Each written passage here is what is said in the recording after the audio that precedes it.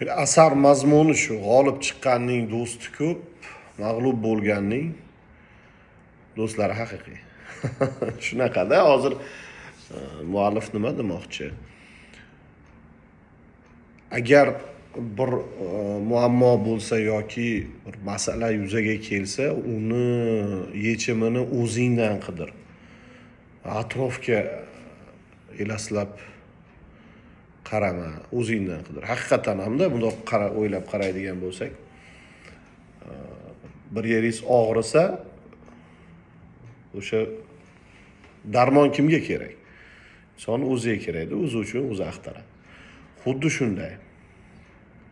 Bir nima hayotda noto'g'ri ketayotgan bo'lsa, o'zida inson bir nimani to'g'irlashi kerak. Lekin bu haqiqat tushunish uchun inson butun umrini sarflaydi.